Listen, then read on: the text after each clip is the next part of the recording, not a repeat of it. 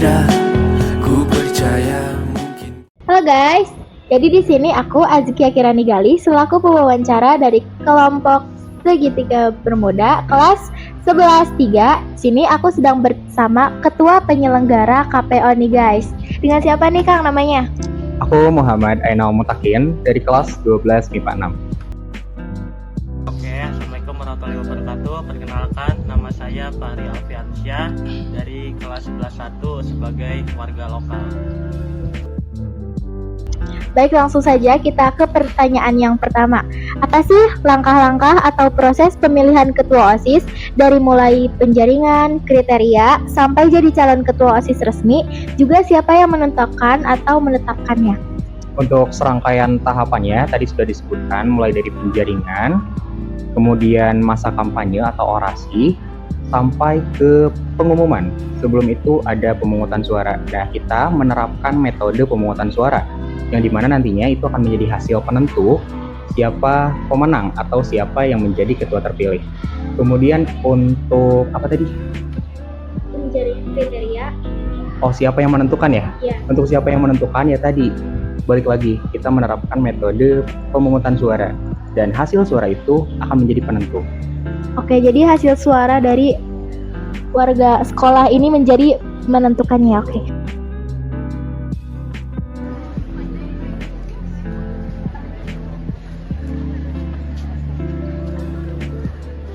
Oke, dalam hitungan ketiga, 2, 1, silakan dibuka.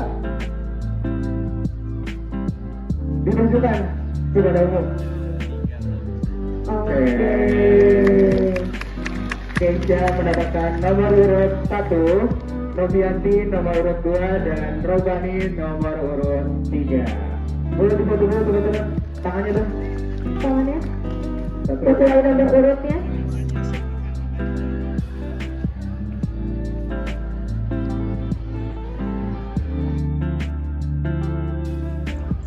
Langsung saja ke pertanyaan pertama. Apa yang menjadi pertimbangan utama dalam keikutsertaan Anda pada pemilihan ketua OSIS ini? Oke, jadi pertimbangan utama ya. Iya. Jadi pertimbangan utama yang menjadikan saya untuk berpartisipasi dalam pemilihan ini ya dikarenakan saya ini ingin Semanjas itu ibaratnya lebih maju lagi lah.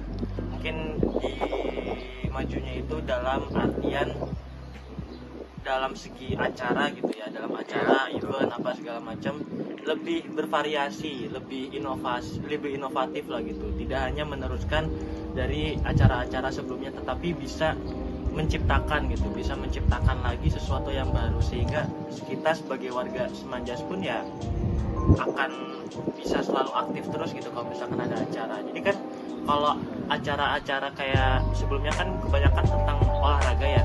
Nah, Betul. karena mungkin keseringan olahraga, jadi warga-warga Semanjas tuh yang aku lihat tuh kebanyakan pada sering bosan, pada sering tidak antusias lah gitu dalam memberikan partisipasinya karena ya eventnya itu terus. Nah, gitu. Jadi ya aku ikut berpartisipasi ini ya memilih di mana pemimpin yang cocok yang bisa memajukan Semanjas lagi. Jadi intinya Akang ini ingin adanya suatu perubahan ya atau suatu inovasi gitu untuk Semanjas ini. Betul. Terima kasih. Pertanyaan selanjutnya, apa sih langkah-langkah Kang Ainal untuk meningkatkan partisipasi pemilih ini? Untuk langkah aku pribadi, aku mengajak seluruh panitia juga warga sekolah kita terapkan gerakan anti golput. Juga adapun unsur pemilih selain warga sekolah, juga kita melibatkan guru-guru, entah itu pendidik maupun non-pendidik. Pentingnya demokrasi, hak dipilih juga hak untuk memilih. Jadi bagi yang berpikir bahwa pemilu ini tidak penting, salah besar guys. Nantinya ya siapapun ketuanya itu akan membawa nama sekolah. Jadi ayo kita terapkan gerakan anti golput. Bismillahirrahmanirrahim. Assalamualaikum warahmatullahi wabarakatuh. Boleh beri tepuk tangan untuk kesenian Jaipong.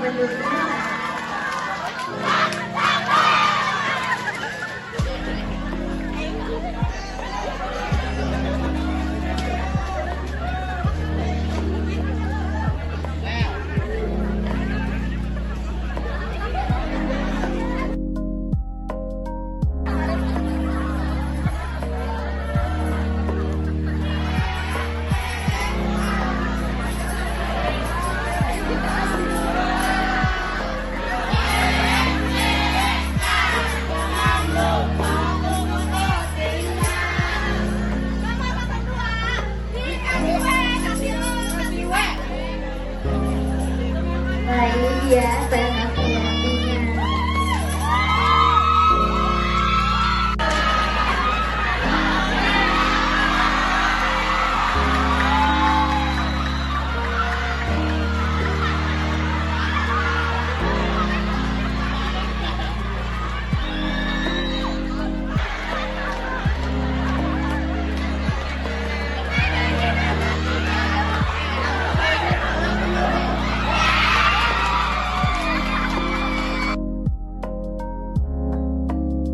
Pertanyaan selanjutnya, bagaimana cara Kang Enal untuk melaksanakan pemilu yang luber jurdil?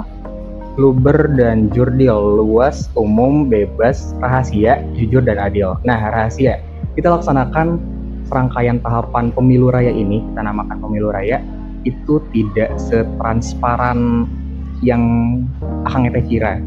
Jadi di tahap screening itu, kita laksanakan dengan tertutup, dan untuk setelah screening akan kita umumkan.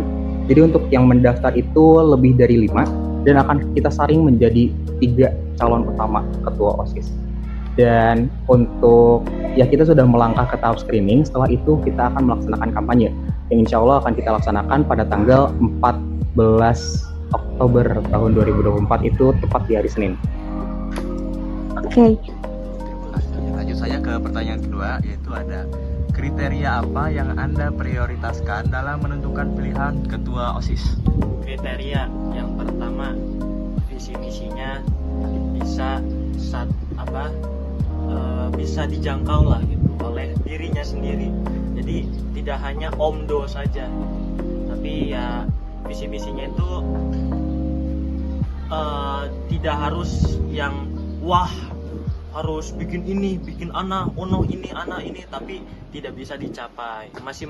Lebih baik visi misinya sederhana, tetapi bisa memajukan gitu. Jadi ya, kalau dari aku yang pertama itu, yang kedua ya dari segi kepemimpinan, dari segi public speaking juga yang harus lebih dipertimbangkan lagi, soalnya kan ya OSIS itu, apalagi ketua OSIS itu harus lebih aktif lagi gitu loh. Karena kan ya ibaratnya eksekutor yang ada di lapangan. Jadi harus bisa lebih aktif lagi, harus bisa lebih menyuarakan lagi, atau bisa lebih pinter lah gitu dalam segi public speaking. Mungkin itu aja sih.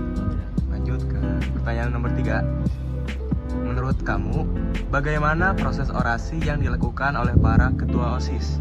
Para calon ketua OSIS. Oke. Apakah sudah cukup jelas atau kurang informatif?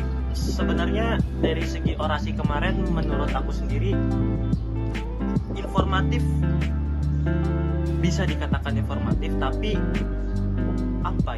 tidak efektif gitu.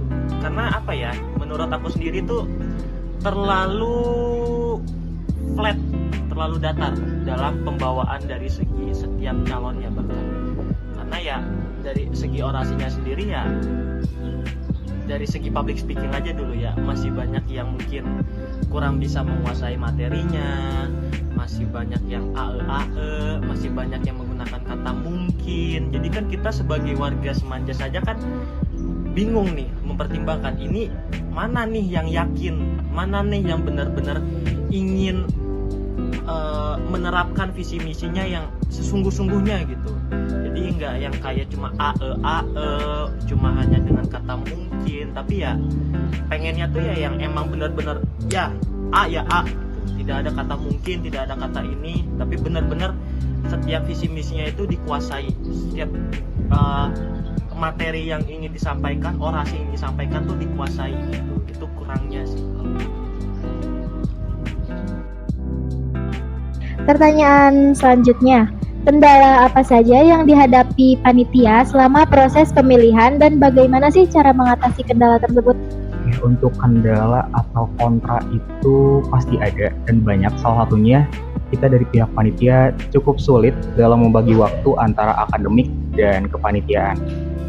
Gitu sih. Kemudian cara mengatasinya, ya kita masih belum mampu untuk memanage waktu. Kemudian balik lagi ke mengapa terjadinya kendala atau konflik itu. Kita harus tahu dulu dan kita bisa atasinya tentunya. Oke. Lanjut ke pertanyaan keempat. Menurut Akang, seberapa penting untuk memiliki ketua OSIS yang ramah dan kooperatif? Oke, seberapa penting ketua OSIS yang ramah maupun kooperatif? Memiliki ketua OSIS yang Memiliki ramah. ketua OSIS yang ramah dan juga kooperatif. Yes. Oke.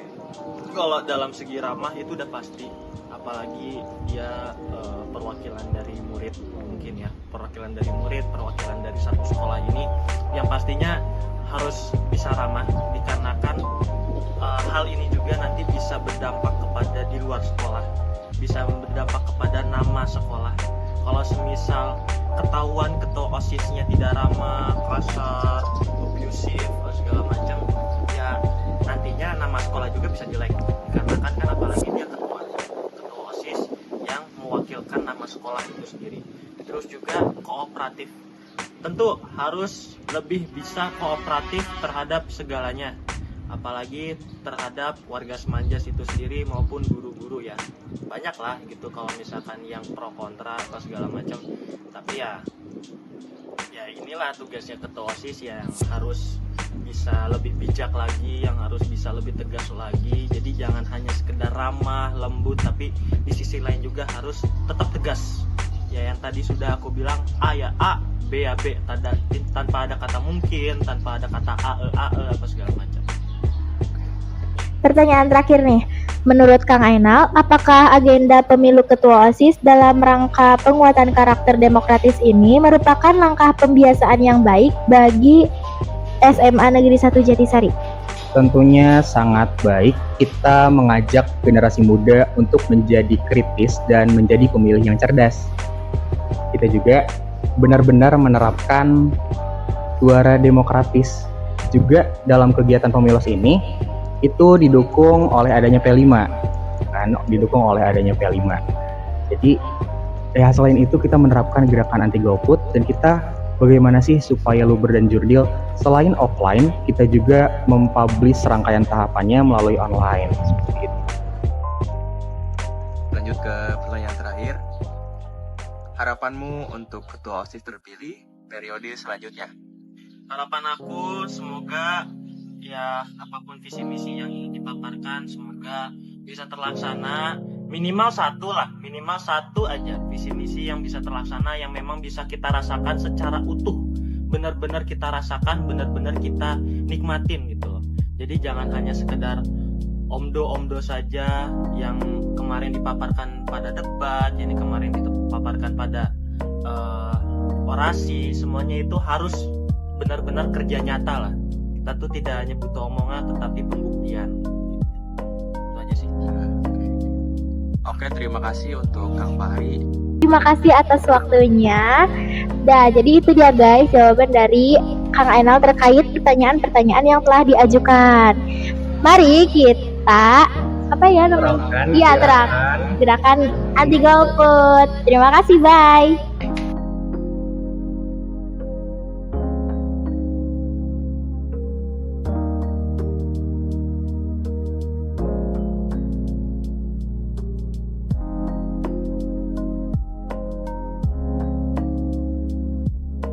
Memutuskan menetapkan ketua OSIS terpilih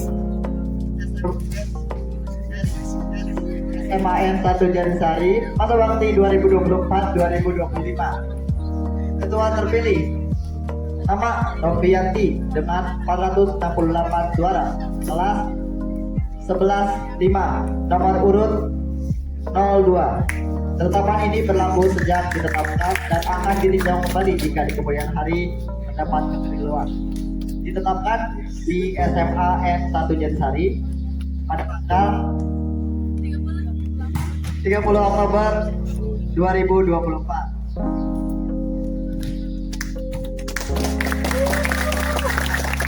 Waktu 16.54 waktu Indonesia. Galang Sakti Permana.